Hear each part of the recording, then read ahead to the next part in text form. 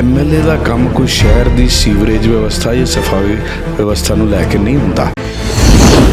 ਕਾਂਗਰਸ ਦੇ ਜਿਹੜੇ ਮੇਅਰ ਹੈਗੇ ਆ ਉਹ ਇਹ ਕਹਿ ਦੇਣ ਕਿ ਮੇਰੇ ਕੋਲੋਂ ਗੱਲ ਨਹੀਂ ਹੋ ਰਹੀ, ਮੈਂ ਕੰਮ ਨਹੀਂ ਸੰਭਾਲ ਸਕਦਾ ਕਿਉਂਕਿ ਕੰਮ ਤਾਂ ਉਹਨਾਂ ਕੋਲ ਹੋ ਨਹੀਂ ਰਿਹਾ। ਅਸੀਂ ਅੱਜ ਆਜ਼ਾਦੀ ਦੇ 75 ਸਾਲ ਪੂਰੇ ਹੋਣ ਦੇ ਬਾਅਦ ਵੀ ਪੀਣ ਵਾਲਾ ਸਾਫ਼ ਪਾਣੀ ਨਹੀਂ ਦੇ ਪਾ ਰਹੇ। ਇੰਨੇ ਭਾਰੀ ਪੈਸੇ ਪਠਾਨਕੋਟ ਨਗਰ ਨਿਗਮ ਕੋਲ ਸੀਗੇ, ਅੱਜ ਕੋਈ ਵੀ ਕੰਮ ਕਰਾਉਣ ਦੀ ਗੱਲ ਕਰਦੇ ਆ ਤੇ ਕਹਿੰਦੇ ਪੈਸੇ ਹੀ ਨਹੀਂ।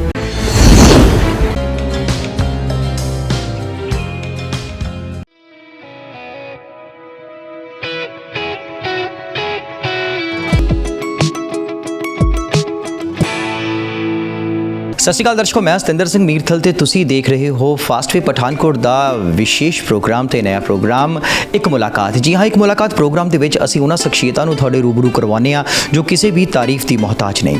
ਤੇ ਅੱਜ ਸਾਡੇ ਸਟੂਡੀਓ ਦੇ ਵਿੱਚ ਇੱਕ ਅਜਿਹੀ ਸ਼ਖਸੀਅਤ ਮੌਜੂਦ ਹੈ ਜਿਨ੍ਹਾਂ ਨੇ ਪਠਾਨਕੋਟ ਸ਼ਹਿਰ ਨੂੰ ਇੱਕ ਵਿਕਾਸਸ਼ੀਲ ਸ਼ਹਿਰ ਬਣਾਉਣ ਦੇ ਵਿੱਚ ਕੋਈ ਕਸਰ ਨਹੀਂ ਛੱਡੀ। ਚਾਹੇ ਉਹਨਾਂ ਦਾ ਰਾਜਨੀਤਿਕ ਸਫ਼ਰ ਹੋਵੇ, ਚਾਹੇ ਸਮਾਜਿਕ ਸਫ਼ਰ ਹੋਵੇ, ਉਹਨਾਂ ਨੇ ਪਠਾਨਕੋਟ ਦੇ ਲਈ ਕੁਝ ਵੱਖਰਾ ਹੀ ਸੋਚਿਆ ਹੈ। ਜੀ ਹਾਂ, ਮੇਰੀ ਮੁਰਾਦ ਹੈ ਸਾਡੇ ਸਟੂਡੀਓ ਦੇ ਵਿੱਚ ਇਸ ਵੇਲੇ ਵਿਰਾਜਮਾਨ ਨੇ ਸਾਡੇ ਪਠਾਨਕੋਟ ਸ਼ਹਿਰ ਦੇ ਪਹਿਲੇ ਮੇਅਰ ਤੇ ਪੂਰਵ ਪਾਰਸ਼ਦ ਵੀ ਰਹਿ ਚੁੱਕੇ ਜਨਾਬ ਅਨਿਲ ਵਾਸੂਦੇਵਾ ਜੀ। ਕਰਦੇ ਹਾਂ ਇਹਨਾਂ ਦੇ ਨਾਲ ਗੱਲਬਾਤ ਤੇ ਜਾਣਦੇ ਹਾਂ ਕਿ ਇਸ ਵੇਲੇ ਪਠਾਨਕੋਟ ਸ਼ਹਿਰ ਦੇ ਕੀ ਹਾਲਾਤ ਨੇ, ਭਾਰਤੀ ਜਨਤਾ ਪਾਰਟੀ ਦੇ ਕੀ ਹਾਲਾਤ ਨੇ ਔਰ ਆਉਣ ਵਾਲੇ ਸਮੇਂ ਦੇ ਵਿੱਚ ਭਾਰਤੀ ਜਨਤਾ ਪਾਰਟੀ ਦੇ ਕੀ ਜਿਹੜੇ ਨੇ ਉਹ ਪ੍ਰੋਜੈਕਟਸ ਰਹਿਣਗੇ। ਸਭ ਤੋਂ ਪਹਿਲਾਂ ਸਵਾਗਤ ਹੈ ਸਰ ਤੁਹਾਡਾ।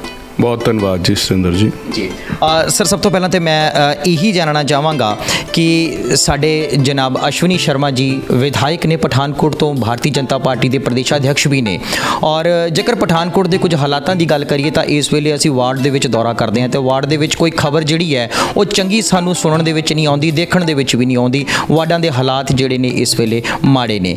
ਕਿਹਦੀ ਕਮੀ ਤੁਸੀਂ ਇਸ ਚੀਜ਼ ਨੂੰ ਸਮਝਦੇ ਹੋ? ਦੇਖੋ, ਐਸਾ ਹੈ, ਅਸ਼ਵਨੀ ਸ਼ਰਮਾ ਜੀ MLA ਹੈ, ਪ੍ਰਦੇਸ਼ ਦੇ ਭਾਰਤੀ ਜਨਤਾ ਪਾਰਟੀ ਦੇ ਅਧਿਕਸ਼ ਹੈ। MLA ਦਾ ਕੰਮ ਕੋਈ ਸ਼ਹਿਰ ਦੀ ਸੀਵਰੇਜ ਵਿਵਸਥਾ ਜਾਂ ਸਫਾਈ ਵਿਵਸਥਾ ਨੂੰ ਲੈ ਕੇ ਨਹੀਂ ਹੁੰਦਾ। MLA ਦਾ ਕੰਮ ਕੁਝ ਹੋਰ ਹੁੰਦਾ। ਪਹਿਲੇ ਤਾਂ ਮੈਂ ਸ਼ਹਿਰ ਦੀ ਜੋ ਅੱਜ ਪੋਜੀਸ਼ਨ ਬਣ ਗਈ ਹੈ ਉਹਦੇ ਤੇ ਤੁਹਾਡੇ ਨਾਲ ਚਰਚਾ ਕਰਨਾ ਚਾਹੁੰਦਾ। ਮੈਂ ਸਮਝਦਾ ਕਿ ਤੁਸੀਂ ਮੇਰੇ ਨਾਲ ਸਹਿਮਤ ਹੋਵੋਗੇ, ਕਿਸੇ ਨੂੰ ਵੀ ਪੁੱਛ ਲਓ ਉਹ ਵੀ ਇਸ ਗੱਲ ਨਾਲ ਸਹਿਮਤ ਹੋਏਗਾ ਕਿ ਪਠਾਨਕੋਟ ਸ਼ਹਿਰ ਦੀ ਜੋ ਅੱਜ ਸਥਿਤੀ ਬਣੀ ਹੈ ਉਹ ਅੱਜ ਤੋਂ ਪਹਿਲੇ ਕਦੀ ਵੀ ਐਸੀ ਸਥਿਤੀ ਨਹੀਂ ਸੀ। ਐਸੀ ਮਾੜੀ ਸਥਿਤੀ, ਚਾਹੇ ਉਹ ਸੀਵਰੇਜ ਨੂੰ ਲੈ ਲਓ, ਸਫਾਈ ਦੀ ਵਿਵਸਥਾ ਲੈ ਲਓ, ਟੁੱਟੀ ਸੜਕ ਦੀ ਗੱਲ ਕਰ ਲਓ, ਕੋਈ ਵੀ ਐਸੀ ਗੱਲ ਜਿਹਦਾ ਸੰਬੰਧ ਆਮ ਲੋਕਾਂ ਨਾਲ ਹੈ, ਜਿਹਦਾ ਸੰਬੰਧ ਨਗਰ ਨਿਗਮ ਨਾਲ ਹੈ, ਉਹ ਬਹੁਤ ਮਾੜੀ ਹਾਲਾਤ ਜਿਹੜੇ ਉਹ ਪਠਾਨਕੋਟ ਦੇ ਅੰਦਰ ਹੋ ਚੁੱਕੇ ਹੈ। ਕੋਈ ਮੁਹੱਲਾ ਦੇਖ ਲਓ, ਐਸਾ ਤੁਹਾਨੂੰ ਨਜ਼ਰ ਨਹੀਂ ਆਏਗਾ ਜਿਹਦਾ ਸੀਵਰੇਜ ਬੰਦ ਨਾ ਹੋਏ। ਔਰ ਦੂਸਰਾ, ਸਫਾਈ ਦੀ ਵਿਵਸਥਾ ਦੀ ਅਗਰ ਗੱਲ ਕਰੀਏ ਤਾਂ ਮੈਂ ਸਮਝਦਾ ਤੁਸੀਂ ਕੋਈ ਦਿਨ ਖਾਲੀ ਨਹੀਂ ਜਾਂਦਾ, ਅੱਧੀ ਤੋਂ ਜ਼ਿਆਦਾ ਅਖਬਾਰ ਜਿਹੜੀ ਹੈ ਲੋਕਾਂ ਦੇ ਪ੍ਰਦਰਸ਼ਨਾਂ ਦੇ ਨਾਲ, ਲੋਕਾਂ ਦੇ ਧਰਨਿਆਂ ਦੇ ਨਾਲ, ਲੋਕਾਂ ਦੀ ਮੁਸ਼ਕਲਾਂ ਦੇ ਨਾਲ, ਜਿਹੜੀ ਨਗਰ ਨਿਗਮ ਦੇ ਨਾਲ ਸੰਬੰਧਿਤ ਹੁੰਦੀਆਂ ਉਹਦੇ ਨਾਲ ਭਰੀ ਹੁੰਦੀ ਹੈ। ਮੈਂ ਸਮਝਦਾ ਕਿ MLA ਦਾ ਜਿਹੜਾ ਕੰਮ ਹੈਗਾ ਉਹ ਇਸ ਗੱਲ ਨੂੰ ਲੈ ਕੇ ਨਹੀਂ ਹੈ। ਹਾਲਾਂਕਿ ਅਸ਼ਵਨੀ ਸ਼ਰਮਾ ਜੀ ਬਹੁਤ ਸੰਵੇਦਨਸ਼ੀਲ ਔਰ ਬਹੁਤ ਹੀ ਵਧੀਆ ਤਰੀਕੇ ਨਾਲ, ਇਨਫੈਕਟ ਪਠਾਨਕੋਟ ਦੇ ਲੋਕ ਉਹਨਾਂ ਦੇ ਪਿਛਲੀ ਪਾਰੀ ਦੇ ਕੰਮਾਂ ਨੂੰ, ਮੈਂ ਉਦੋਂ ਮੇਅਰ ਸੀ, ਅਸ਼ਵਨੀ ਜੀ ਵਿਧਾਇਕ ਸੀ, ਉਹ ਕੰਮਾਂ ਨੂੰ ਅੱਜ ਵੀ ਯਾਦ ਕਰਦੇ ਆ। ਲੇਕਿਨ ਅੱਜ ਜੋ ਸਥਿਤੀ, ਰਾਜਨੀਤਿਕ ਸਥਿਤੀ ਬਣੀ ਹੈ ਉਹਦੇ ਵਿੱਚ ਪੰਜਾਬ ਦੇ ਵਿੱਚ ਸਰਕਾਰ ਜਿਹੜੀ ਹੈ ਆਮ ਆਦਮੀ ਪਾਰਟੀ ਦੀ ਹੈ, ਨਗਰ ਨਿਗਮ ਦਾ ਸੰਚਾਲਨ ਜਿਹੜਾ ਹੈ ਉਹ ਕਾਂਗਰਸ ਕਰ ਰਹੀ ਹੈ। ਸਾਨੂੰ ਇਹ ਸਮਝਣਾ ਪਏਗਾ ਕਿ ਅਗਰ ਤੇ ਕਾਂਗਰਸ ਦੇ ਜਿਹੜੇ ਮੇਅਰ ਹੈਗੇ ਆ ਉਹ ਇਹ ਕਹਿ ਦੇਣ ਕਿ ਮੇਰੇ ਕੋਲੋਂ ਗੱਲ ਨਹੀਂ ਹੋ ਰਹੀ, ਫਿਰ ਆਪਾਂ ਉਸ ਤਰੀਕੇ ਦੇ ਨਾਲ ਦੇਖ ਰਹੇ ਹਾਂ ਮੈਂ ਕੰਮ ਨਹੀਂ ਸੰਭਾਲ ਸਕਦਾ ਕਿਉਂਕਿ ਕੰਮ ਤਾਂ ਉਹਨਾਂ ਕੋਲ ਹੋ ਨਹੀਂ ਰਿਹਾ। ਇਹ ਗੱਲ ਜਗ ਜ਼ਾਹਿਰ ਹੈ, ਪੂਰੇ ਪਠਾਨਕੋਟ ਦੇ ਵਿੱਚ ਜ਼ਾਹਿਰ ਹੈ। ਔਰ ਦੂਸਰਾ, ਜਿਹੜਾ ਪ੍ਰਸ਼ਾਸਨ ਹੈਗਾ ਉਹ ਆਮ ਆਦਮੀ ਪਾਰਟੀ ਕੋਲ ਹੈ। ਪ੍ਰਸ਼ਾਸਨ ਵੀ ਆਪਣੀ ਜ਼ਿੰਮੇਵਾਰੀ ਤੋਂ ਕਿਤੇ ਦੌੜਦਾ ਹੋਇਆ ਨਜ਼ਰ ਆ ਰਿਹਾ। ਅੱਜ ਤੁਸੀਂ APK ਰੋਡ ਦਾ ਹਾਲ ਵੇਖ ਲਓ, ਸਭ ਪਾਸੇ ਪੂਰੀ ਰੋਡ ਖੁਦੀ ਦੀ ਹੈ। ਤੁਹਾਨੂੰ ਯਾਦ ਹੋਏਗਾ, ਮੈਂ ਯਾਦ ਕਰਾਉਣਾ ਚਾਹੁੰਦਾ ਤੁਹਾਨੂੰ, ਸਾਡੇ ਵੱਲੋਂ, ਸਾਡੀ ਪਾਰਟੀ ਵੱਲੋਂ ਜਦੋਂ ਅਮਿਤ ਵਿਜ ਜੀ ਦੇ ਸਮੇਂ ਇਹ 3.25 ਕਰੋੜ ਦਾ ਕੰਮ ਬਿਊਟੀਫਿਕੇਸ਼ਨ ਦਾ ਚੱਲ ਰਿਹਾ ਸੀ, ਅਸੀਂ ਕਈ ਵਾਰੀ ਪ੍ਰੈਸ ਵਾਰਤਾ ਕੀਤੀ, ਕਈ ਵਾਰੀ ਇਹਦੇ ਬਾਰੇ ਦੇ ਵਿੱਚ ਅਸੀਂ ਧਰਨਾ ਦਿੱਤਾ ਕਿ ਇਹ ਪਹਿਲੇ ਜਿਹੜਾ ਸਟਾਰਮ ਵਾਟਰ ਚੈਨਲ ਥੱਲੇ ਚੱਲ ਰਿਹਾ ਇਹਨੂੰ ਪਹਿਲੇ ਠੀਕ ਕਰਾਓ, ਉਹਦੇ ਬਾਅਦ ਪੈਸੇ ਲਾਈਓ। ਕਿਸੇ ਨੇ ਸਾਡੀ ਗੱਲ ਨਹੀਂ ਸੁਣੀ। ਇਹ ਪੈਸੇ ਦਾ ਪੂਰਾ ਦੁਰਉਪਯੋਗ, ਤੁਸੀਂ ਉਹ ਜਿਹੜਾ ਗੇਟ 1 ਕਰੋੜ ਦੀ ਲਾਗਤ ਨਾਲ ਬਣਿਆ ਉਹਦੇ ਹਾਲਾਤ ਦੇਖ ਲਓ। ਉਸ ਤੋਂ ਇਲਾਵਾ ਜਿਹੜੀ ਸੜਕ ਪੈ ਗਈਆਂ ਸਾਈਡਾਂ ਦੇ ਉੱਪਰ ਸਲਿੱਪ ਰੋਡ ਦਾ ਤੁਸੀਂ ਸੀਵਰੇਜ ਦਾ ਹਾਲਾਤ ਦੇਖ ਲਓ। ਅੱਜ ਉਹ ਸਾਰੀ ਦੀ ਸਾਰੀ ਰੋਡ ਪੁੱਟ ਕੇ ਦੁਬਾਰਾ ਉਹਨੂੰ ਠੀਕ ਕਰਨ ਦਾ ਕੰਮ ਜਿਹੜਾ ਹੈਗਾ ਉਹ ਚੱਲ ਰਿਹਾ। ਸ਼ਹਿਰ ਸਾਰਾ ਜਾਮ ਹੈ। ਮੈਂ ਇਹ ਸਮਝਦਾ ਕਿ ਪ੍ਰਸ਼ਾਸਨ ਦਾ ਕੋਈ ਵਿਅਕਤੀ, ਮੈਂ ਜਿਹੜੀ ਗੱਲ ਹੋਰ ਕਰਨ ਲੱਗਾ, ਨਗਰ ਨਿਗਮ ਦਾ ਕੋਈ ਅਧਿਕਾਰੀ ਕਿਤੇ ਕੰਮ ਦੇ ਉੱਪਰ ਨਜ਼ਰ ਨਹੀਂ ਆਉਂਦਾ ਤੁਹਾਨੂੰ। ਇਹੀ ਕਾਰਨ ਹੈ ਕਿ ਇੱਥੇ ਸਫਾਈ ਦਾ, ਸੀਵਰੇਜ ਦੀ ਵਿਵਸਥਾ ਪੂਰੀ ਤਰ੍ਹਾਂ ਸ਼ਹਿਰ ਦੇ ਅੰਦਰ ਠੱਪ ਹੈ, ਜਿਹੜੀ ਆਮ ਲੋਕਾਂ ਨੂੰ ਇਫੈਕਟ ਕਰਦੀ ਹੈ। ਔਰ ਪੀਣ ਵਾਲਾ ਪਾਣੀ ਅੱਜ ਵੀ ਬਹੁਤ ਸਾਰੇ ਮੁਹੱਲਿਆਂ ਦੇ ਵਿੱਚ ਲਗਾਤਾਰ ਗੰਦਾ ਪੀਣ ਵਾਲਾ ਪਾਣੀ ਜਿਹੜਾ ਲੋਕਾਂ ਨੂੰ ਮਿਲ ਰਿਹਾ। ਅਸੀਂ ਕੀ ਗੱਲ ਕਰ ਰਹੇ ਹਾਂ? ਅਸੀਂ ਅੱਜ ਆਜ਼ਾਦੀ ਦੇ 75 ਸਾਲ ਪੂਰੇ ਹੋਣ ਦੇ ਬਾਅਦ ਵੀ ਪੀਣ ਵਾਲਾ ਸਾਫ਼ ਪਾਣੀ ਨਹੀਂ ਦੇ ਪਾ ਰਹੇ। ਅਸੀਂ ਕਿੰਨੇ ਕਿਲੋਮੀਟਰ ਨਵੀਂ ਪਾਣੀ ਦੀ ਜਿਹੜੀ ਹੈ ਉਹ ਵਾਟਰ ਸਪਲਾਈ ਦੀ ਲਾਈਨ ਜਿਹੜੀ ਹੈ ਸ਼ਹਿਰ ਦੇ ਵਿੱਚ ਪਵਾਈ, ਨਵੇਂ ਇਲਾਕਿਆਂ ਦੇ ਵਿੱਚ ਸੀਵਰੇਜ ਔਰ ਵਾਟਰ ਸਪਲਾਈ ਦਾ ਕੰਮ ਕੀਤਾ, 19 ਟਿਊਬਵੈੱਲ ਪਠਾਨਕੋਟ ਸ਼ਹਿਰ ਦੇ ਅੰਦਰ ਲਗਾਏ। ਲੇਕਿਨ ਜਦ ਤੱਕ ਸੀਵਰੇਜ ਦੀ ਸਫਾਈ ਨਹੀਂ ਹੋਏਗੀ, ਲਾਈਨਾਂ ਹਾਲੇ ਵੀ ਬਹੁਤ ਸਾਰੇ ਇਲਾਕੇ ਦੇ ਵਿੱਚ ਸੀਵਰੇਜ ਦੇ ਪਾਣੀ ਨਾਲ ਮਿਕਸ ਹੋ ਕੇ ਆ ਰਹੀਆਂ। ਸੀਵਰੇਜ ਦੀ ਸਫਾਈ ਅਸੀਂ ਕਰ ਨਹੀਂ ਪਾ ਰਹੇ। ਨਵੀਂ ਯੋਜਨਾ ਜਿਹੜੀ ਬਾਰ-ਬਾਰ ਸਰਕਾਰ ਕਹਿੰਦੀ ਰਹੀ, ਅਸੀਂ ਮਤੇ ਵੀ ਉਹਦੇ ਬਾਰੇ 'ਚ ਪਾਸ ਕੀਤੇ, ਉਹ ਹਾਲੇ ਤੱਕ ਪੂਰੇ ਨਹੀਂ ਹੋ ਪਾਏ ਕਿ ਕਿਸ ਤਰ੍ਹਾਂ ਸੁਪਰ ਸਕਸ਼ਨ ਮਸ਼ੀਨ ਦੇ ਨਾਲ ਕਿਸ ਤਰ੍ਹਾਂ ਮਕੈਨੀਕਲੀ ਜਿਹੜਾ ਸੀਵਰੇਜ ਦੀ ਸਫਾਈ ਹੋਏਗੀ। ਆਮ ਆਦਮੀ ਨੂੰ ਜਿਹੜੀ ਗੱਲਾਂ ਇਫੈਕਟ ਕਰਦੀਆਂ ਉਹ ਇਹ ਹੈਗੀਆਂ। ਉਹਦੀ ਸਥਿਤੀ ਬੜੀ ਦਇਨੀय ਹੈ, ਬਹੁਤ ਮਾੜੀ ਹੈ ਪਠਾਨਕੋਟ ਸ਼ਹਿਰ। ਜੀ ਬਿਲਕੁਲ ਜੀ। ਸਰ ਬੜੀ ਇੱਕ ਵਿਚਿੱਤਰ ਗੱਲ ਹੈ ਕਿ ਦੇਖੋ ਜਿਸ ਵੇਲੇ ਵੋਟਾਂ ਆਉਂਦੀਆਂ ਤੇ ਲੋਕ ਵੋਟ ਪਾਉਂਦੇ ਨੇ ਔਰ ਇੱਕ ਵਿਧਾਇਕ ਨੂੰ, ਐਮਐਲਏ ਨੂੰ ਆਪਣਾ ਮੁਖੀਆ ਮੰਨਦੇ ਨੇ ਔਰ ਮੁਖੀਆ ਦੀ ਕਿਤੇ ਨਾ ਕਿਤੇ ਜ਼ਿੰਮੇਵਾਰੀ ਹੁੰਦੀ ਹੈ ਵੀ ਉਹਨਾਂ ਦੇ ਸੁੱਖ ਦੁੱਖ ਦੇ ਨਾਲ ਸਾਂਝ ਪਾਵੇ। ਜੇਕਰ ਇਹ ਗੱਲ ਕਹਿ ਦੇਣਾ ਕਿ ਗਲੀਆਂ ਜਾਂ ਨਾਲੀਆਂ ਜਾਂ ਸੀਵਰੇਜ ਦੇ ਨਾਲ ਵਿਧਾਇਕ ਦਾ ਕੋਈ ਲੈਣਾ ਦੇਣਾ ਨਹੀਂ, ਮੈਨੂੰ ਲੱਗਦਾ ਨਹੀਂ ਵੀ ਲੋਕਾਂ ਦੇ ਜਿਹੜੇ ਇੱਕ ਸੰਵੇਦਨਾ ਹੈ ਉਹਨਾਂ ਦੇ ਨਾਲ ਅਸੀਂ ਮਜ਼ਾਕ ਕਰ ਰਹੇ ਹਾਂ। ਕੀ ਕਹੋਗੇ ਇਸ ਮੇਰੇ ਇਸ ਗੱਲ ਨੂੰ ਸਮਝਿਓ। देखिए ऐसा है, मैं ਤੁਹਾਡੀ ਇਸ ਗੱਲ ਤੋਂ ਇਹ ਮੈਂ ਕੋਈ ਨਾ ਨਹੀਂ ਕਰ ਰਿਹਾ। ਐਮਐਲਏ ਸਾਹਿਬ ਦਾ ਤੁਸੀਂ 2-3 ਦਿਨ ਪਹਿਲੇ ਦਾ ਇੰਟਰਵਿਊ ਵੀ ਸ਼ਾਇਦ ਵੇਖਿਆ ਹੋਵੇਗਾ। ਉਹਨਾਂ ਨੇ ਖਾਸ ਕਰਕੇ ਇਹ ਗੱਲ ਕੀਤੀ ਕਿ ਬਈ ਅਸੀਂ ਇਹਨਾਂ ਨੂੰ ਬਹੁਤ ਸਮੇਂ ਦੇ ਲਿਆ, 15 ਦਿਨ ਦਾ ਸਮੇਂ ਹੋਰ ਦੇ ਰਹੇ ਹਾਂ। ਉਹ ਭੂਮਿਕਾ ਪਠਾਨਕੋਟ ਦੇ ਵਿਧਾਇਕ, ਭਾਰਤੀ ਜਨਤਾ ਪਾਰਟੀ ਦੇ ਜਿਹੜੇ ਪ੍ਰਦੇਸ਼ ਅਧਿਕਸ਼ ਵੀ ਹੈ, ਉਹਨਾਂ ਦੀ ਭੂਮਿਕਾ ਇਸ ਲਈ ਚੌਕੀਦਾਰ ਦੀ ਭੂਮਿਕਾ ਹੈ। ਸਰਕਾਰ ਕਿਉਂਕਿ ਦੂਸਰੀ ਪਾਰਟੀ ਦੀ ਹੈ, ਇਸ ਲਈ ਤੇ ਜਿੱਥੇ ਉਹ ਕੰਮ ਠੀਕ ਨਹੀਂ ਕਰ ਰਹੇ ਉਹਨਾਂ ਨੂੰ ਚੇਤਾਉਣਾ, ਉਹਨਾਂ ਦੇ ਖਿਲਾਫ ਜਿੱਥੇ ਲੋੜ ਪੈਂਦੀ ਹੈ ਵਿਰੋਧ ਪ੍ਰਦਰਸ਼ਨ ਕਰਨਾ, ਧਰਨਾ ਦੇਣਾ, ਤਾਂ ਕਿ ਲੋਕਾਂ ਦੀ ਪ੍ਰੋਬਲਮਾਂ ਨੂੰ ਹੱਲ ਕਰਾਉਣ ਦੇ ਵਿੱਚ ਅਸੀਂ ਸਹਿਯੋਗੀ ਬਣ ਸਕੀਏ। ਇਹ ਭੂਮਿਕਾ ਅੱਜ ਅਸ਼ਵਨੀ ਸ਼ਰਮਾ ਜੀ ਦੀ ਹੈ। ਉਹਦੇ 'ਚ ਪੂਰਾ ਖਰਾ ਉਤਰ ਰਹੇ, ਉਤਰਨਗੇ, ਕਿਉਂਕਿ ਉਹਨਾਂ ਕੋਲ ਪ੍ਰਦੇਸ਼ ਅਧਿਕਸ਼ ਦੇ ਨਾਤੇ ਵੀ ਜ਼ਿੰਮੇਵਾਰੀ ਹੈਗੀ ਹੈ। ਲੇਕਿਨ ਉਹਦੇ ਨਾਲ ਉਹ ਪਠਾਨਕੋਟ ਦੇ ਲੋਕਾਂ ਦੇ ਨਾਲ ਪੂਰੀ ਤਰ੍ਹਾਂ ਖੜੇ ਹੈ। ਔਰ ਇਸ ਦ੍ਰਿਸ਼ਟੀ ਦੇ ਅੰਦਰ ਉਹਨਾਂ ਨੇ ਐਲਾਨ ਵੀ ਕੀਤਾ ਕਿ ਮੈਂ 15 ਦਿਨ ਇਹਨਾਂ ਨੂੰ ਹੋਰ ਦੇਖਣਾ, ਉਹਦੇ ਬਾਅਦ ਭਾਰਤੀ ਜਨਤਾ ਪਾਰਟੀ ਆਪਣਾ ਤੈਅ ਕਰੇਗੀ ਕਿ ਕੀ ਕਰਨਾ ਹੈ। ਜੀ ਬਿਲਕੁਲ ਜੀ। ਸਰ ਤੁਸੀਂ ਜਿਹੜੇ ਹੈ ਪੂਰਵ ਮੇਅਰ ਰਹਿ ਚੁੱਕੇ ਹੋ, ਤੁਸੀਂ ਬੜੀ ਬਰੀਕੀ ਦੇ ਨਾਲ ਹਰ ਪਹਿਲੂ ਨੂੰ, ਚਾਹੇ ਉਹ ਰਾਜਨੀਤਿਕ ਹੋਵੇ, ਚਾਹੇ ਸਮਾਜਿਕ ਹੋਵੇ ਜਾਂ ਧਾਰਮਿਕ ਹੋਵੇ, ਸ਼ਹਿਰ ਦੇ ਨੂੰ ਤੁਸੀਂ ਬੜੀ ਬਰੀਕੀ ਦੇ ਨਾਲ ਦੇਖਿਆ। ਤੁਹਾਡੇ ਟੈਨਿਓਰ ਦੇ ਵਿੱਚ ਜਾਂ ਹੁਣ ਗੱਲ ਕਰੀਏ, ਹੁਣ ਜਿਹੜਾ ਚੱਲ ਰਿਹਾ ਸਮਾਂ, ਇਸ ਵਿੱਚ ਤੁਸੀਂ ਕੀ ਅੰਤਰ ਮਹਿਸੂਸ ਕਰਦੇ ਹੋ? ਕਿੰਨਾ ਕੁ ਡਿਫਰੈਂਸ ਮਹਿਸੂਸ ਕਰਦੇ ਹੋ? ਮੈਂ ਸਮਝਣਾ, ਮੈਂ ਆਪਣੇ ਮੂੰਹੋਂ ਇਹ ਕੋਈ ਗੱਲ ਕਰਾਂ, ਕੰਪੈਰੀਜ਼ਨ ਮੈਂ ਕਰਾਂ, ਉਹ ਸ਼ਾਇਦ ਕੋਈ ਬਹੁਤ ਅੱਛੀ ਗੱਲ ਨਹੀਂ ਹੋਏਗੀ। ਮੈਂ ਤੇ ਆਪਣੇ ਸਮੇਂ ਦੀ ਕੁਝ ਗੱਲਾਂ ਤੇ ਕਰ ਸਕਦਾ। ਔਰ ਅੱਜ ਜੋ ਹਾਲਾਤ ਪਠਾਨਕੋਟ ਸ਼ਹਿਰ ਦੇ ਬਣੇ ਹੈ, ਕਿਸੇ ਨੂੰ ਵੀ ਪੁੱਛ ਕੇ ਦੇਖ ਲਓ, ਸ਼ਹਿਰ ਦੇ ਇੰਨੇ ਮਾੜੇ ਹਾਲਾਤ ਪਹਿਲੇ ਕਦੀ ਵੀ ਨਹੀਂ ਹੋਏ। ਅਸੀਂ ਜਿੱਥੇ ਸ਼ਹਿਰ ਨੂੰ ਛੱਡ ਕੇ ਆਏ ਸੀ, ਤੁਸੀਂ ਅੰਦਾਜ਼ਾ ਲਗਾਓ ਕਿ ਸ਼ਹਿਰ ਇੰਨੇ ਭਾਰੀ ਪੈਸੇ ਪਠਾਨਕੋਟ ਨਗਰ ਨਿਗਮ ਕੋਲ ਸੀਗੇ। ਅੱਜ ਕੋਈ ਵੀ ਕੰਮ ਕਰਾਉਣ ਦੀ ਗੱਲ ਕਰਦੇ ਆ ਤੇ ਕਹਿੰਦੇ ਪੈਸੇ ਹੀ ਨਹੀਂ ਹੈ। ਪੈਸੇ ਕਿੱਥੇ ਗਏ? ਕਿਆ ਉਹ ਸਾਰੇ ਦੇ ਸਾਰੇ ਅਸੀਂ ਜਿਹੜੀ APK ਰੋਡ ਦੀ ਫਲਾਣਾ ਡਮਕਾਣਾ ਇਹ ਸਾਰੇ ਕਰਨ ਦੇ ਉੱਪਰ ਲਗਾ ਦਿੱਤੇ, ਔਰ ਜਿਹਦੇ ਕਾਰਨ ਸੀਵਰੇਜ ਵੀ ਬਲੌਕ ਹੋ ਰਿਹਾ, ਜਿਹਦੇ ਕਾਰਨ ਸਫਾਈ ਦੀ ਵਿਵਸਥਾ ਵੀ ਜਿਹੜੀ ਪੂਰੀ ਤਰ੍ਹਾਂ ਚਰਮਰਾ ਗਈ, ਜਿਸ ਦੇ ਕਾਰਨ ਅਸੀਂ ਹੋਰ ਜਿਹੜੇ ਲੋਕ ਸਫਾਈ ਕਰਮੀ ਜਾਂ ਸੀਵਰੇਜ ਕਰਮੀ ਭਰਤੀ ਕਰਨੇ ਸੀ ਉਹ ਨਹੀਂ ਕਰ ਪਾਏ। ਕਿਆ ਇਹ ਜ਼ਰੂਰੀ ਕੰਮਾਂ ਨੂੰ ਛੱਡ ਕੇ ਅਸੀਂ ਸਾਰੇ ਪੈਸੇ ਖੁਰਦ-ਬੁਰਦ ਕਰ ਦਿੱਤੇ? ਇਹ ਮੈਂ ਸਮਝਣਾ ਫਰਕ ਜਿਹੜਾ ਹੈਗਾ ਉਹ ਸਾਡੇ ਸਮੇਂ ਦੇ ਵਿੱਚ ਔਰ ਅੱਜ ਦੇ ਸਮੇਂ ਦੇ ਵਿੱਚ ਜ਼ਿਆਦਾ ਕਰਕੇ ਹੈਗਾ। ਬਹੁਤ ਡਿਟੇਲ ਦੇ ਵਿੱਚ ਮੈਂ ਪੁਰਾਣੇ ਸਮੇਂ ਦੀ ਮੈਂ ਕੋਈ ਗੱਲ ਕਰਾਂਗਾ ਤਾਂ ਮੈਂ ਸਮਝਣਾ ਇਹ ਲੋਕ ਜੱਜ ਕਰਨ ਕਿ ਅਸੀਂ ਕਿਸ ਤਰੀਕੇ ਦੇ ਨਾਲ ਸ਼ਹਿਰ ਦੇ ਵਿੱਚ, ਮੈਂ ਤੁਹਾਡੇ ਨਾਲ ਗੱਲ, ਅੱਜ LED ਅਗਰ ਸ਼ਹਿਰ ਦੇ ਵਿੱਚ ਲੱਗੀ ਹੈ, ਸਾਡੇ ਸਮੇਂ ਦੇ ਅੰਦਰ ਲੱਗੀ ਹੈ, ਔਰ ਲਗਭਗ 125 ਕਰੋੜ ਰੁਪਏ ਦਾ ਕੰਮ ਜਿਹੜਾ ਹੈ ਸਾਰਾ ਦਾ ਸਾਰਾ ਕੇਂਦਰ ਦੀ ਸਹਾਇਤਾ ਦੇ ਨਾਲ, ਮੈਂ ਫੇਰ ਕਹਾਂਗਾ ਕੇਂਦਰ ਦੀ ਮਦਦ ਦੇ ਨਾਲ ਸ਼ਹਿਰ ਦੇ ਵਿੱਚ ਸੜਕਾਂ ਦਾ, ਗਲੀਆਂ ਨਾਲੀਆਂ ਦਾ ਕੰਮ ਪਠਾਨਕੋਟ ਸ਼ਹਿਰ ਦੇ ਅੰਦਰ ਹੋਇਆ। ਸੀਵਰੇਜ ਦੀ ਜਿਹੜੀ ਨਵੇਂ ਏਰੀਆ ਦੇ ਵਿੱਚ ਵਿਵਸਥਾ 123 ਕਰੋੜ ਦੇ ਨਾਲ ਸਾਡੇ ਸਮੇਂ ਦੇ ਅੰਦਰ ਹੋਈ ਹੈ। ਇਹ ਵੀ ਗੱਲ ਕਰਨ, ਕੋਈ ਕੰਮ ਪਿਛਲੇ 2 ਸਾਲ ਦੇ ਅੰਦਰ, ਨਗਰ ਨਿਗਮ ਨੂੰ 2 ਸਾਲ ਪੂਰੇ ਹੋ ਗਏ ਹੈ, ਕੋਈ ਵੀ ਕੰਮ ਇਹਨਾਂ ਨੇ ਨਾ, ਪਠਾਨਕੋਟ ਪੰਜਾਬ ਸਰਕਾਰ ਨੇ ਕੋਈ ਗ੍ਰਾਂਟ ਕਾਂਗਰਸ ਦੇ ਸਮੇਂ ਦੇ ਵਿੱਚ ਨਗਰ ਨਿਗਮ ਕੋਲ ਆਈ, ਪਿਛਲੇ 1 ਸਾਲ ਦੇ ਸਮੇਂ ਦੇ ਵਿੱਚ ਆਪ ਸਰਕਾਰ ਨੇ ਕੋਈ ਗ੍ਰਾਂਟ ਪਠਾਨਕੋਟ ਨਗਰ ਨਿਗਮ ਨੂੰ ਨਹੀਂ ਦਿੱਤੀ। ਅੱਜ ਵੀ ਜਿਹੜਾ ਕੰਮ ਪਠਾਨਕੋਟ ਨਗਰ ਨਿਗਮ ਦੇ ਅੰਦਰ ਚੱਲ ਰਿਹਾ ਉਹ 15ਵੇਂ ਫਾਈਨੈਂਸ ਕਮਿਸ਼ਨ ਦੀ ਮਦਦ ਨਾਲ, ਜਿਹੜਾ ਕੇਂਦਰ ਸਰਕਾਰ ਦੁਆਰਾ ਦਿੱਤਾ ਜਾਂਦਾ ਹੈ, ਉਹਦੀ ਮਦਦ ਦੇ ਨਾਲ ਚੱਲ ਰਿਹਾ। ਇਹ ਫਰਕ ਹੈਗਾ ਜਿਹੜਾ ਸਾਡੇ ਸਮੇਂ ਦੇ ਅੰਦਰ ਔਰ ਅੱਜ ਦੇ ਸਮੇਂ ਦੇ ਅੰਦਰ ਪਠਾਨਕੋਟ ਨਗਰ ਨਿਗਮ ਦੇ ਅੰਦਰ ਹੋ ਰਿਹਾ। ਬਿਲਕੁਲ ਠੀਕ ਹੈ ਸਰ, ਪ੍ਰਾਪਤੀਆਂ ਜਿਹੜੀਆਂ ਨੇ ਉਹ ਕਾਬਿਲੇ ਤਾਰੀਫ ਜਿਹੜੀਆਂ ਨੇ ਉਹ ਹੋ ਸਕਦੀਆਂ ਨੇ, ਪਰ ਇੱਕ ਸਵਾਲ ਹੋਰ ਜਿਹੜਾ ਹੈ ਇੱਥੇ ਜ਼ਰੂਰ ਉੱਠਦਾ ਹੈ ਕਿ ਹੁਣ ਕੁਝ ਦਿਨ ਪਹਿਲਾਂ ਇੱਕ ਸੂਚੀ ਜਾਰੀ ਕੀਤੀ ਜਾਂਦੀ ਹੈ ਭਾਰਤੀ ਜਨਤਾ ਪਾਰਟੀ ਵੱਲੋਂ, ਜਿਹੜਾ ਸਟੇਟ ਕਿਸਾਨ ਮੋਰਚਾ ਔਰ OBC ਮੋਰਚਾ ਦੀ ਜਿਹੜੀਆਂ ਲਿਸਟ ਪੂਰੇ ਪੰਜਾਬ ਦੀ ਜਾਰੀ ਕੀਤੀ ਜਾਂਦੀ ਨੇ, ਜਿਹਦੇ ਵਿੱਚ ਮੈਂਬਰਾਂ ਔਰ ਪ੍ਰਧਾਨ ਔਰ ਵਾਈਸ ਪ੍ਰਧਾਨ ਜਿਹੜੇ ਨੇ ਉਹ ਨਿਯੁਕਤ ਕੀਤੇ ਜਾਂਦੇ ਨੇ। ਪਰ ਗੌਰਤਲਬ ਗੱਲ ਇਹ ਹੈ ਕਿ ਉਹਦੇ ਵਿੱਚ ਪਠਾਨਕੋਟ ਦੇ ਕਿਸੇ ਵੀ ਸ਼ਖਸ ਦਾ ਨਾਂ ਜਿਹੜਾ ਹੈ ਉਹ ਨਹੀਂ ਆਉਂਦਾ, ਜਦਕਿ ਵਿਧਾਇਕ ਪਠਾਨਕੋਟ ਦੇ ਨੇ ਭਾਰਤੀ ਜਨਤਾ ਪਾਰਟੀ ਦੇ ਔਰ ਪ੍ਰਦੇਸ਼ਾਧਿਕਸ਼ ਵੀ ਨੇ। ਪਰ ਇਹ ਕਿੱਥੇ ਕੋਈ ਇਹ ਜਿਹੜੀ ਹੈ त्रुटि ਜਾਂ ਕਮੀ ਰਹਿ ਗਈ, ਜਾਂ ਫਿਰ ਕੋਈ ਕਾबिल ਬੰਦਾ ਨਜ਼ਰ ਹੀ नहीं आया? देखिए ऐसा है, भारतीय जनता पार्टी के बहुत सारे काबिल लोग हैं, पार्टी बहुत बड़ी हो गई है और भारतीय जनता पार्टी का कार्यकर्ता विचार नाल जुड़िया होया कार्यकर्ता है। ਉਹਦੀ ਜਿਹੜੀ ਵੀ ਡਿਊਟੀ ਲੱਗਦੀ ਹੈ ਉਹਦੇ ਉੱਪਰ ਕੰਮ ਬੜੀ ਭਲੀ ਭਾਂਤੀ ਬੜੀ ਚੰਗੇ ਢੰਗ ਦੇ ਨਾਲ ਉਹ ਕਰਦਾ ਹੈ। ਸਾਡੇ ਕੋਲ ਤਾਂ ਸਭ ਕੁਝ ਹੈ, ਪੰਜਾਬ ਦਾ ਅਧਿਆਕਸ਼ ਪਠਾਨਕੋਟ ਕੋਲ ਹੈ, ਇਸ ਤੋਂ ਵੱਡੀ ਉਪਲਬਧੀ ਕਿਆ ਪਠਾਨਕੋਟ ਦੀ ਹੋ ਸਕਦੀ ਹੈ?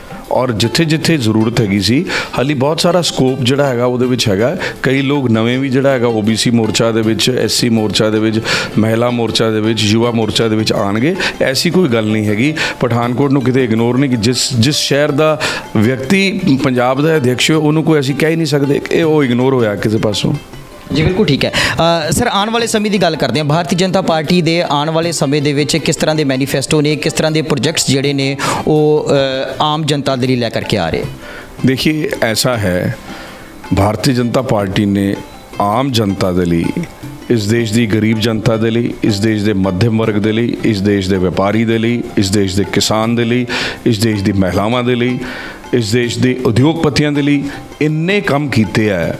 ਮੈਂ ਸਮਝਦਾ ਇੰਨੀਆਂ ਯੋਜਨਾਵਾਂ ਉਹਨੇ ਲਿਆਂਦੀਆਂ ਕਿ ਜਿਹਦੇ ਬਾਰੇ ਦੇ ਵਿੱਚ ਅਗਰ ਵਰਣਨ ਕਰਨਾ ਸ਼ੁਰੂ ਕਰੀਏ ਤਾਂ ਪੂਰਾ ਦਿਨ ਲੱਗ ਜਾਏਗਾ। ਮੈਂ ਇਸ ਅਗਰ ਬਜਟ ਦੀ ਗੱਲ ਕਰਾਂ, ਜਿੰਨੀਆਂ ਚੀਜ਼ਾਂ ਇਸ ਬਜਟ ਦੇ ਅੰਦਰ ਹਰ ਵਰਗ ਦੇ ਲਈ ਆਈਆਂ ਉਹ ਕਾबिल ਤਾਰੀਫ ਹੈ। ਅਕਸਰ ਅਸੀਂ ਪਹਿਲੇ, ਅੱਜ ਤੋਂ ਪਹਿਲਾਂ ਸਿਰਫ ਅਸੀਂ ਦੇਖਦੇ ਸੀ ਇਨਕਮ ਟੈਕਸ ਦੀ ਰੇਟ ਘਟੇ, ਨਹੀਂ ਘਟੇ ਤਾਂ ਬਜਟ ਅੱਛਾ ਨਹੀਂ ਹੈ। ਇਨਕਮ ਟੈਕਸ ਦੀ ਗੱਲ ਤੋਂ ਬਾਅਦ ਬਜਟ ਦੇ ਵਿੱਚ ਆਮ ਆਦਮੀ ਜਾਂਦਾ ਹੀ ਨਹੀਂ ਸੀ। ਲੇਕਿਨ ਇਸ ਵਾਰੀ ਬਜਟ ਦੇ ਅੰਦਰ ਤੁਸੀਂ ਅੰਦਾਜ਼ਾ ਲਗਾਓ 10 ਲੱਖ ਕਰੋੜ ਰੁਪਇਆ ਪਿਛਲੇ ਸਾਲ ਨਾਲੋਂ 33% ਵੱਧ ਕੈਪੀਟਲ ਐਕਸਪੈਂਡੀਚਰ ਲਈ ਰੱਖਿਆ ਗਿਆ। ਉਹਦੇ ਨਾਲ ਨੌਕਰੀਆਂ 2 ਕਰੋੜ ਨੌਕਰੀਆਂ ਜਿਹੜੀਆਂ ਹੈਗੀਆਂ ਇਸ ਸਾਲ ਦੇ ਵਿੱਚ ਦਿੱਤੀਆਂ ਜਾਣਗੀਆਂ। ਉਸ ਤੋਂ ਇਲਾਵਾ ਜਿਸਲੇ ਵੱਡੇ ਵੱਡੇ ਹਸਪੀਟਲਸ, ਵੱਡੇ ਵੱਡੇ ਹਾਈਵੇਜ਼, ਵੱਡੇ ਵੱਡੇ ਟੈਕਨੋਲੋਜੀ ਇੰਸਟੀਚਿਊਟਸ, ਹੋਰ ਐਸੀਆਂ ਚੀਜ਼ਾਂ, 에ਅਰਪੋਰਟਸ, ਉਹਦਾ ਨਿਰਮਾਣ ਜਿਸਲੇ ਹੋਏਗਾ ਤੁਸੀਂ ਅੰਦਾਜ਼ਾ ਲਾਓ ਹਰ ਇੱਕ ਵਰਗ ਨੂੰ ਉਹਦਾ ਲਾਭ ਮਿਲੇਗਾ। ਔਰ ਮੈਂ ਤਾਂ ਸਿਰਫ ਕੈਪੀਟਲ ਐਕਸਪੈਂਡੀਚਰ ਦੀ ਗੱਲ ਕੀਤੀ ਹੈ। ਕਿਸਾਨੀ ਸੈਕਟਰ ਦੇ ਅੰਦਰ ਸਰਕਾਰ ਨੇ ਇੱਕ ਨਵੀਂ ਦਿਸ਼ਾ ਇਸ ਬਜਟ ਦੇ ਅੰਦਰ ਕਿਸਾਨੀ ਸੈਕਟਰ ਨੂੰ ਦਿੱਤੀ ਹੈ। ਉਹਨਾਂ ਨੇ ਦੱਸਣ ਦਾ ਪ੍ਰਯਾਸ ਕੀਤਾ ਹੈ ਕਿ ਹੁਣ ਕੇਵਲ MSP ਵਧਾਉਣ ਦੇ ਨਾਲ ਕਿਸਾਨ ਦੀ ਆਮਦਨ ਨਹੀਂ ਵਧਣੀ, ਹੁਣ ਉਹਨੂੰ ਡਾਇਵਰਸੀਫਿਕੇਸ਼ਨ ਕਿੱਦਾਂ ਕਰਨੀ ਹੈ, ਉਹਦੇ ਲਈ ਕੀ ਮੌਕੇ ਉਹਨੂੰ ਮਿਲਣੇ ਹੈ, ਕਿਹੜੀ ਚੀਜ਼ ਜਿਹੜੀ ਕਰਨ ਦੇ ਨਾਲ ਕਿੱਥੇ ਉਹਨੂੰ ਸਟਾਰਟਅਪ ਦੇ ਫਾਇਦਾ ਨੌਜਵਾਨਾਂ ਨੂੰ ਮਿਲਣਾ ਹੈ, ਕਿੱਥੇ ਹਾਰਟੀਕਲਚਰ ਪ੍ਰੋਡਿਊਸ ਕਰਨ ਵਾਲਿਆਂ ਨੂੰ ਲਗਭਗ 2200 ਕਰੋੜ ਰੁਪਏ ਰੱਖੇ ਗਏ ਆ, ਉਹਨਾਂ ਦੇ ਰਿਸਰਚ ਸੈਂਟਰ ਕਿੱਦਾਂ ਖੋਲ੍ਹੇ ਜਾਣੇ ਆ, ਜਿਹੜਾ ਇੰਟਰਨੈਸ਼ਨਲ ਈਅਰ ਆਫ ਮਿਲਟਸ ਪੂਰੀ ਦੁਨੀਆ ਮਨਾ ਰਹੀ ਹੈ ਉਹਦਾ ਹਿੰਦੁਸਤਾਨ ਉਹਦਾ ਲੀਡਰ ਬਣੇ। ਇਸ ਗੱਲ ਦਾ ਪ੍ਰਯਾਸ ਜਿਹੜਾ ਹੈਗਾ ਭਾਰਤ ਦੀ ਸਰਕਾਰ ਨੇ ਕੀਤਾ। ਇਹ ਸਭ ਭਾਰਤੀ ਜਨਤਾ ਪਾਰਟੀ ਦੁਆਰਾ ਸੰਚਾਲਿਤ ਸਰਕਾਰ ਜਿਹੜੀ ਹੈਗੀ ਉਹ ਕਰ ਰਹੀ ਹੈ। ਬਹੁਤ ਲੰਬਾ ਵਿਸ਼ੇ ਹੈ, ਮੈਂ ਸਮਝਦਾ ਕਿ ਇਹਦੇ ਵਿੱਚ ਬਹੁਤ ਸਾਰਾ ਸਮੇਂ ਲੱਗ ਸਕਦਾ, ਲੇਕਿਨ ਐਸੀਆਂ ਯੋਜਨਾਵਾਂ ਜਿਹੜੀਆਂ ਅਗਰ ਲੋਕਾਂ ਨੂੰ ਸਮਝ ਆਉਣ ਤਾਂ ਹਰ ਵਿਅਕਤੀ ਇਹ ਕਹਿੰਦਾ ਕਿ ਇਸ ਵਾਰ ਦਾ ਬਜਟ ਅਭੂਤਪੂਰਵ ਸੀ। ਔਰ ਇਹ ਸਾਰੀਆਂ ਯੋਜਨਾਵਾਂ ਜਿਹੜੀਆਂ ਲੰਬੇ ਸਮੇਂ ਤੋਂ ਚੱਲ ਰਹੀਆਂ ਉਹਦੇ ਵਿੱਚ ਇਹਦਾ ਫਾਇਦਾ ਅਗਲੇ 25-50 ਸਾਲ ਹਿੰਦੁਸਤਾਨ ਦੀ ਜਨਤਾ ਨੂੰ ਮਿਲੇ, ਐਸਾ ਪ੍ਰਯਾਸ ਕੀਤਾ ਗਿਆ। ਬਿਲਕੁਲ ਜੀ, ਯਾਨੀ ਕਿ ਇਹੀ ਆਉਣ ਵਾਲੀ ਚੋਣਾਂ ਦੇ ਵਿੱਚ ਮੈਨੀਫੈਸਟੋ ਵੀ ਹੋਵੇਗਾ। ਮੈਨੀਫੈਸਟੋ ਬੜਾ ਮਨ ਲੁਭਾਵਨਾ ਹੈ, ਲੋਕਾਂ ਦੇ ਵਿੱਚ ਖਿੱਚ ਦਾ ਕੇਂਦਰ ਵੀ ਬਣਿਆ ਰਹੇਗਾ। ਯਾਨੀ ਕਿ ਇਸ ਚੀਜ਼ ਨੂੰ ਅਸੀਂ ਇਹੀ ਸਮਝ ਲਈਏ ਕਿ ਆਉਣ ਵਾਲੀ ਜਿਹੜੇ ਮੈਂਬਰ ਆਫ ਪਾਰਲੀਮੈਂਟ ਦੀ ਜਿਹੜੀ ਇਲੈਕਸ਼ਨ ਹੈਗੀ ਹੈ ਉਹਦੀ ਪੂਰੀ ਤਿਆਰੀ ਹੈ। ਦੇਖिए ऐसा है वो हर पार्टी करती है, लेकिन ਇਹਦੀ ਵਿਸ਼ੇਸ਼ਤਾ ਕੀ ਹੈ? ਇਹਦੀ ਵਿਸ਼ੇਸ਼ਤਾ ਹੈਗੀ ਕਿ ਇਹਦੇ ਵਿੱਚ ਕੋਈ ਰਿਓੜੀਆਂ ਇਦਾਂ ਨਹੀਂ ਦਿੱਤੀਆਂ ਗਈਆਂ। ਇਹਦੇ ਵਿੱਚ ਲੰਬਾ ਸਮੇਂ ਹਰ ਵਰਗ ਨੂੰ ਲਾਭ ਮਿਲੇ ਉਹ ਗੱਲ ਕੀਤੀ ਗਈ ਹੈ। ਉਹਦੇ ਮੈਂ ਤੁਹਾਨੂੰ ਸਿਰਫ 2 ਬਿੰਦੂ ਹਾਲੀ ਤੱਕ ਦੱਸੇ ਹੈ। ਉਹਦੇ ਵਿੱਚ ਅਗਰ ਤੁਸੀਂ ਰੇਲਵੇ ਦੀ ਗੱਲ ਕਰੋ 2,40,000 ਕਰੋੜ ਦਾ ਬਜਟ, ਪਠਾਨਕੋਟ ਦੇ ਦੋਨੋਂ ਸਟੇਸ਼ਨ ਦਾ ਨਵੀਨੀਕਰਨ ਹੋਣਾ ਹੈਗਾ, ਗੁਰਦਾਸਪੁਰ ਦਾ ਨਵੀਨੀਕਰਨ ਦੀ ਯੋਜਨਾ ਹੈਗੀ ਹੈ। ਇੱਥੇ ਤੁਹਾਡੇ ਆਪਣਾ ਇਹ ਤਲਵਾੜਾ ਟੂ ਇੱਕ ਹੋਰ ਜਿਹੜੀ ਜਗ੍ਹਾ ਉੱਥੇ ਰੇਲਵੇ ਲਾਈਨ ਲਈ 452 ਕਰੋੜ ਰੁਪਇਆ ਇਸ ਸਾਲ ਦੇ ਵਿੱਚ ਰੱਖਿਆ ਗਿਆ ਤਾਂ ਕਿ ਉਹ ਰੇਲ ਲਾਈਨ ਪੂਰੀ ਹੋ ਸਕੇ। ਇਸ ਇਲਾਕੇ ਨੂੰ ਉਹਦਾ ਲਾਭ ਨਹੀਂ ਮਿਲੇਗਾ ਕਿਆ? ਬਿਲਕੁਲ ਠੀਕ ਹੈ। ਸੋ ਇਸ ਕਾਰਨ ਐਸੀ ਬਹੁਤ ਸਾਰੀਆਂ ਚੀਜ਼ਾਂ ਜਿਸ ਲਈ ਅਸੀਂ ਕਰਦੇ ਹਾਂ। ਉਹਦੇ ਵਿੱਚ ਦੇਖੀਏ ਅਗਲੇ ਸਾਲ ਲੋਕ ਸਭਾ ਦਾ ਚੁਣਾਵ ਹੈ। ਚੁਣਾਵ ਦੀ ਦ੍ਰਿਸ਼ਟੀ ਨਾਲ ਤਾਂ ਬਜਟ ਹੈ ਹੀ ਹੈ, ਹਰ ਪਾਰਟੀ ਕਰਦੀ ਹੈ, ਹਰ ਸਰਕਾਰ ਕਰਦੀ ਹੈ, ਲੇਕਿਨ ਉਹਨੂੰ ਇੱਕ ਐਸੀ ਦਿਸ਼ਾ ਦਿੱਤੀ ਗਈ ਹੈ ਕਿ ਇਹ ਬਜਟ ਅਭੂਤਪੂਰਵ ਹੋਏ, ਇਹ ਬਜਟ ਇਤਿਹਾਸਿਕ ਹੋਏ ਔਰ ਇਹਦਾ ਆਉਣ ਵਾਲੇ 25-50 ਸਾਲ ਤੱਕ ਇਸ ਬਜਟ ਦਾ ਪ੍ਰਭਾਵ ਨਜ਼ਰ ਆਏ। ਇਹ ਦਿਸ਼ਾ ਜਿਹੜੀ ਹੈ ਪਾਰਟੀ ਨੇ ਦੇਣ ਦਾ ਪ੍ਰਯਾਸ ਕੀਤਾ ਹੈ। ਬਿਲਕੁਲ ਜੀ, ਇੱਕ ਸਵਾਲ ਜਿਹੜਾ ਉਹ ਸਾਡੇ ਮਨਾਂ ਦੇ ਵਿੱਚ ਜਾਂ ਸਾਡੇ ਦਰਸ਼ਕ ਜਿਹੜੇ ਇਸ ਪ੍ਰੋਗਰਾਮ ਨੂੰ ਦੇਖ ਰਹੇ ਆ ਉਹਨਾਂ ਸਾਰਿਆਂ ਦੇ ਮਨਾਂ ਦੇ ਵਿੱਚ ਇਹ ਉਛਾਲੇ ਮਾਰ ਰਿਹਾ ਹੈ ਕਿ ਗੁਰਦਾਸਪੁਰ ਕੌਂਸਟੀਟੈਂਸੀ ਦੇ ਵਿੱਚੋਂ, ਪਠਾਨਕੋਟ ਕੌਂਸਟੀਟੈਂਸੀ ਦੇ ਵਿੱਚੋਂ ਭਾਰਤੀ ਜਨਤਾ ਪਾਰਟੀ ਦਾ ਕਿਹੜਾ ਚਿਹਰਾ ਜਿਹੜਾ ਹੋਏਗਾ, ਜਿਹੜਾ ਭਾਰਤੀ ਜਨਤਾ ਪਾਰਟੀ ਦਾ ਝੰਡਾ ਲੈ ਕਰਕੇ ਇਹਨਾਂ ਦਾ ਨੇਤਰਤਵ ਕਰੇਗਾ? ਕੀ ਨਾਂ ਜ਼ਹਿਨ ਦੇ ਵਿੱਚ ਆਉਂਦਾ? देखिए ऐसा है, ਤੁਸੀਂ ਵੀ ਬਹੁਤ ਜ਼ਿਆਦਾ ਸਿਆਣੇ ਹੋ। ਭਾਰਤੀ ਜਨਤਾ ਪਾਰਟੀ ਇਤਨੀ ਵੱਡੀ ਪਾਰਟੀ ਹੈ, ਇੰਨੇ ਕਾਬਿਲ ਲੋਕ ਇਸ ਪਾਰਟੀ ਦੇ ਅੰਦਰ ਹੈਗੇ ਆ। ਜਿੰਨੂੰ ਵੀ ਪਾਰਟੀ ਜਿਹੜੀ ਹੈ ਕਮਲ ਦਾ ਨਿਸ਼ਾਨ ਜਿਹਦੇ ਹੱਥ ਦੇ ਵਿੱਚ ਪਕੜਾਏਗੀ, ਸਾਰਿਆਂ ਨੇ ਉਹਦੇ ਮਗਰ ਲੱਗ ਕੇ ਜਿਹੜਾ ਜਿਤਾਉਣ ਦਾ ਉਹਨੂੰ ਪ੍ਰਯਾਸ ਕਰਨਾ ਹੈ। ਔਰ ਇੱਕ ਗੱਲ ਹੋਰ ਧਿਆਨ ਦੇ ਵਿੱਚ ਰੱਖੋ, ਹਿੰਦੁਸਤਾਨ ਨੂੰ ਸੁਪਰ ਪਾਵਰ ਬਣਾਉਣ ਵਾਲਾ, ਹਿੰਦੁਸਤਾਨ ਨੂੰ ਦੁਨੀਆ ਦੀ ਸਭ ਤੋਂ ਉੱਪਰ ਲੈ ਕੇ ਜਾਣ ਵਾਲਾ, ਦੁਨੀਆ ਦੀ 5ਵੇਂ ਨੰਬਰ ਦੀ ਇਕਨੋਮੀ ਬਣਾਉਣ ਵਾਲਾ, ਜਿਨੇ ਪਿਛਲੇ 9 ਸਾਲ ਦੇ ਅੰਦਰ ਪਰ ਕੈਪੀਟਾ ਇਨਕਮ ਦੁੱਗਣੀ ਕਰਤੀ, ਐਸੇ ਸਾਡੇ ਦੇਸ਼ ਦੇ ਪ੍ਰਧਾਨ ਮੰਤਰੀ ਸ਼੍ਰੀ ਨਰਿੰਦਰ ਮੋਦੀ ਜੀ ਦੀ ਅਗਵਾਈ ਦੇ ਵਿੱਚ ਜਿਸਲੇ ਭਾਰਤੀ ਜਨਤਾ ਪਾਰਟੀ ਚੁਣਾਵ ਲੜੇਗੀ, ਜਿਹਦੇ ਹੱਥ ਦੇ ਵਿੱਚ ਵੀ ਚੁਣਾਵ ਨਿਸ਼ਾਨ ਕਮਲ ਦਾ ਹੋਏਗਾ, ਉਹ ਜਿੱਤ ਕੇ ਇੱਥੋਂ ਜਾਏਗਾ। ਇਹਦੇ ਵਿੱਚ ਕੈਂਡੀਡੇਟ ਮੈਟਰ ਨਹੀਂ ਕਰਦਾ, ਹਰ ਹਲਕੇ ਦੇ ਅੰਦਰ ਕੈਂਡੀਡੇਟ ਨਰਿੰਦਰ ਮੋਦੀ ਹੋਣ ਵਾਲਾ ਹੈ। ਇਹ ਗੱਲ ਨੂੰ ਧਿਆਨ 'ਚ ਰੱਖ ਕੇ ਭਾਰਤੀ ਜਨਤਾ ਪਾਰਟੀ ਦਾ ਕਾਰਜਕਰਤਾ ਕੰਮ ਕਰੇਗਾ। ਬਿਲਕੁਲ ਠੀਕ ਹੈ ਜੀ। ਸੋ ਮੈਂ ਇੱਕ ਪਰਸਨਲ ਸਵਾਲ ਕਰਨਾ ਚਾਹਨਾ ਕਿ ਚਿਹਰਾ ਜਿਹੜਾ ਹੈ कि नॉमिनेशन ਜਿਹੜੀ ਹੈ ਉਹ अनिल वासुदेवा ਦੇ नाम हो सकता? देखिए ऐसा है, कोई भी हो सकता है, मैं ये समझना कोई भी हो सकता है। ऐसा किसी भी स्टेज के उपर कहना ਜਿਹੜਾ ਹੈਗਾ ਉਹ ਉਪਯੁਕਤ ਨਹੀਂ ਰਹੇਗਾ। ਕੋਈ ਵੀ ਵਿਅਕਤੀ ਜਿਹੜਾ ਐਲੀਜੀਬਲ ਹੈਗਾ ਉਹ ਹੋ ਸਕਦਾ ਹੈ। ਜਿਹਦੇ ਕੋਲ ਵੀ ਭਾਰਤੀ ਜਨਤਾ ਪਾਰਟੀ ਦਾ ਚੁਣਾਵ ਨਿਸ਼ਾਨ ਕਮਲ ਦਾ ਫੁੱਲ ਹੋਏਗਾ, ਉਹਦੇ ਮਗਰ ਸਾਰੇ ਲੱਗ ਕੇ ਪਾਰਟੀ ਨੂੰ ਜਿਤਾਣਗੇ। ਮੈਂ ਤਾਂ ਤੁਹਾਨੂੰ ਕਿਹਾ ਕਿ ਇਹ ਕੈਂਡੀਡੇਟ ਹਰ ਹਲਕੇ ਦੇ ਅੰਦਰ ਨਰਿੰਦਰ ਮੋਦੀ ਹੋਏਗਾ। ਜੇ ਤੁਹਾਨੂੰ बीजेपी अपना कैंडिडेट बनाए, उसी इलेक्शन लड़ो। ऐसा है क्या? इस गल तो कोई भी इनकार कर सकता? ऐसा ये तो गल जिस किसी को भी पार्टी का चुनाव चिन्ह होएगा वो जरूर जड़ा है चुनाव लड़ेगा। इधरों संभावित कुछ कैंडिडेट ने जिदा सलारिया साहब, वो भी काफ़ी ज़्यादा इच्छुक ने इलेक्शन लड़न दे। दिनेश सिंह बब्बू जी का नाम बहुत ज़्यादा आ रहा है, पर ਉਹਦੇ ਵਿੱਚੋਂ ਚੈਨ ਜਿਹੜਾ ਹੈ ਉਹ ਤੁਹਾਡੇ ਇਧਰੋਂ ਜਾਏਗਾ ਜਾਂ ਸਿੱਧਾ ਉੱਪਰੋਂ ਹੋਏਗਾ? ये ऐसा है, ये पार्टी का शीर्ष नेतृत्व ये गल्लां तय करता है जी कि अपनी इच्छा होना एक अलग गल है, लेकिन है कि पार्टी का शीर्ष नेतृत्व जिहदे जिम्मे है तय करन दा वो तय करता है। सब लोग काबिल है और जिस किसी को भी जिम्मेवारी मिलेगी वो बढ़िया तरीके नाल करेगा। सब इस गल दे उपर सानू पूरा विश्वास है। सर एक सवाल ਤੁਹਾਨੂੰ ਹੋਰ ਪੁੱਛਣਾ है, क्या अकाली दल नाल ਤੁਹਾਡਾ ਗੱਠਜੋੜ ਹੋਏਗਾ? देखिए ਇਹਦੇ ਬਾਰੇ ਦੇ ਵਿੱਚ ਵੀ ਪਾਰਟੀ ਦਾ ਸ਼ੀਰਸ਼ ਨੇਤਰਤਵ ਇਹ ਗੱਲਾਂ ਤੈਅ ਕਰਦਾ ਹੈ। ਮੇਰੀ ਪਾਰਟੀ ਦੇ ਪੰਜਾਬ ਦੇ ਅਧਿਕਸ਼ ਅਸ਼ਵਿਨ ਸ਼ਰਮਾ ਜੀ ਇਸ ਬਾਰੇ ਆਪਣਾ ਵਕਤਵਯ ਦੇ ਚੁੱਕੇ ਹੈ। ਅਸੀਂ ਉਸ ਗੱਲ ਨੂੰ ਹੀ ਕੰਸੀਡਰ ਕਰਨਾ ਚਾਹੀਦਾ। ਜੀ ਬਿਲਕੁਲ ਠੀਕ ਹੈ ਜੀ। ਸੋ ਇਹ ਸਨ ਅਨਿਲ ਵਾਸੁਦੇਵਾ ਜੀ, ਜਿਨ੍ਹਾਂ ਨੇ ਬਹੁਤ ਹੀ ਸਪਸ਼ਟ ਤਰੀਕੇ ਦੇ ਨਾਲ ਔਰ ਸਪਸ਼ਟ ਵਾਰਤਾਲਾਪ ਦੇ ਵਿੱਚ ਇਹ ਗੱਲ ਸਾਂਝੀ ਕੀਤੀ ਹੈ ਕਿ ਭਾਰਤੀ ਜਨਤਾ ਪਾਰਟੀ ਦੇ ਸੁਪਰੀਮੋ ਨਰਿੰਦਰ ਮੋਦੀ ਜਿਹਦੇ ਵੀ ਹੱਥ ਦੇ ਵਿੱਚ ਕਮਲ ਦਾ ਫੁੱਲ ਫੜਾਣਗੇ, ਉਹ ਪੂਰੀ ਦੀ ਪੂਰੀ ਜਿਹੜੀ ਲੀਡਰਸ਼ਿਪ ਹੈਗੀ ਆ ਉਹਨਾਂ ਦੇ ਮਗਰ ਹੋਏਗੀ। ਸੋ ਅਨਿਲ ਵਾਸੁਦੇਵਾ ਜੀ, ਤੁਹਾਡਾ ਸਾਡੇ ਸਟੂਡੀਓ ਦੇ ਵਿੱਚ ਆਉਣ ਤੇ ਸਾਡੇ ਨਾਲ ਇਹ ਸਾਰੀ ਵਿਚਾਰਧਾਰਾ ਸਾਂਝੀ ਕਰਨ ਦੇ ਲਈ ਬਹੁਤ ਬਹੁਤ ਧੰਨਵਾਦ। ਬਹੁਤ ਮਿਹਰਬਾਨੀ ਜੀ, ਬਹੁਤ ਧੰਨਵਾਦ।